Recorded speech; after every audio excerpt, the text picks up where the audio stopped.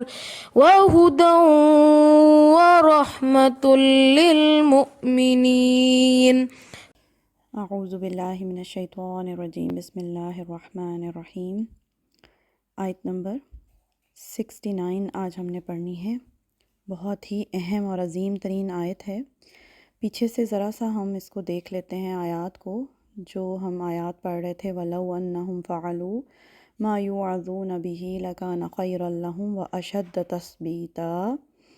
اگر اس آیت کو ہم عام معنوں میں لیں تو اللہ کہہ رہے ہیں کہ لوگ اگر وہ کرتے جس کی انہیں نصیحت کی جاتی ہے تو ان کے لیے بہتر ہوتا۔ یہ جو قرآن ہے یہ ایک نصیحت ہے، جو اس کو سن کر عمل کر لیتا ہے اسی کے لیے دین میں استقامت اور ثابت قدمی عطا ہوتی ہے۔ ہم دین پر عمل میں جس بھی مقام پر ہیں کبھی خود کو مطمئن نہ ہونے دیں۔ قرآن کے ساتھ تعلق ہمیشہ ہمیشہ قائم رکھنا ہے، اور ثابت قدمی اسی کو حاصل ہوتی ہے جو قرآن کے ساتھ اپنا تعلق قائم رکھتا ہے۔ پھر اللہ تعالیٰ جو اللہ کے وعدے ہیں، اجر عظیم کے وعدے، وہ اللہ تعالیٰ پورے کریں گے، اور پھر صراط مستقیم کی طرف ہدایت بھی اسی سے حاصل ہوگی۔ وَلَهَدَيْنَاهُمْ صِرَاطًا مُسْتَقِيمًا۔ اللہ تعالیٰ انسان کا رجحان دیکھتا ہے۔ اگر اللہ کے راستے پر چلنے کی انسان کی نیت ہو تو اللہ تعالیٰ وہ راستہ ہمارے لیے آسان کر دیتے ہیں، اور اگر نیت میں خرابی ہے تو اللہ انسان کے لیے شیطان کا راستہ بھی آسان کر دیتے ہیں۔ انسان ایک نیکی کرتا ہے، دوسری نیکی کی توفیق خود بخود ہو جاتی ہے۔ انسان ایک قدم اللہ کی طرف بڑھاتا ہے، اللہ 10 قدم انسان کی طرف بڑھاتا ہے۔ اسی طرح سے انسان جب ایک بار گناہ کرتا ہے اور توبہ نہیں کرتا تو ایک کے بعد دوسرے گناہ میں پھنستا چلا جاتا ہے۔ اسی طرح جو منافقت کا راستہ اختیار کرتا ہے اللہ اس کے لیے وہ راستہ بھی آسان کر دیتا ہے، انسان اسی میں بڑھتا چلا جاتا ہے۔ تو یہ اللہ کی سنت ہے، سنت اللہ، اللہ کا طریقہ۔ کفر کرنے کے بعد، اللہ کی نافرمانی کرنے کے بعد ہر انسان کے دل میں لازماً ندامت ہوتی ہے، مگر جب انسان اپنے اندر کی آواز نہیں سنتا، نادم نہیں ہوتا، توبہ نہیں کرتا، تو وہ پھر کفر کی دلدل میں پھنستا دھستا چلا جاتا ہے۔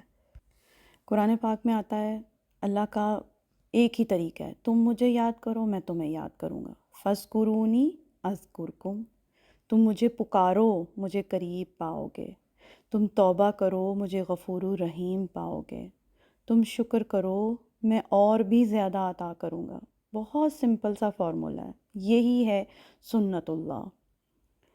تو یہ جو آیت ہے بہت دھیان سے سننے والی ہے۔ اللہ کہہ رہے ہیں وَمَن يُطِعِ اللَّهَ وَالرَّسُولَ، اور جو کوئی بھی اطاعت کرے گا اللہ کی اور رسول کی صلی اللہ علیہ وآلہ وسلم، فَأُولَئِكَ مَعَ الَّذِينَ، تو یہی وہ لوگ ہیں، یہ ان لوگوں کے ساتھ ہوں گے۔ کن لوگوں کے ساتھ ہوں گے؟ انعم اللہ علیہم، انعام فرمایا اللہ نے جن پر، اور وہ کون سے لوگ ہیں جن پر اللہ کا انعام ہوا ہے؟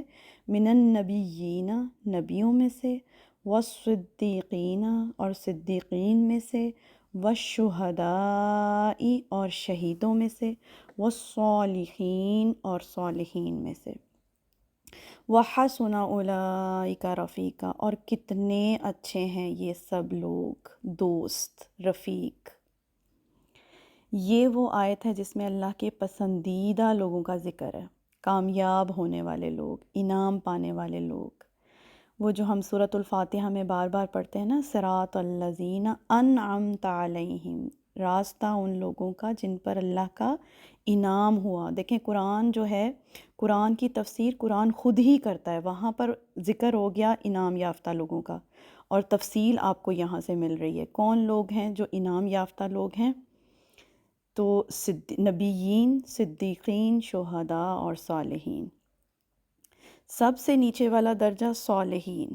صالحین مومنین، یعنی وہ مومن جو نیک عمل کرنے والے ہیں، ان کے نیچے پھر ضعیف اعتقاد لوگ، پھر اس کے نیچے جو ہے منافقت، اور پھر کفر آ جاتا ہے۔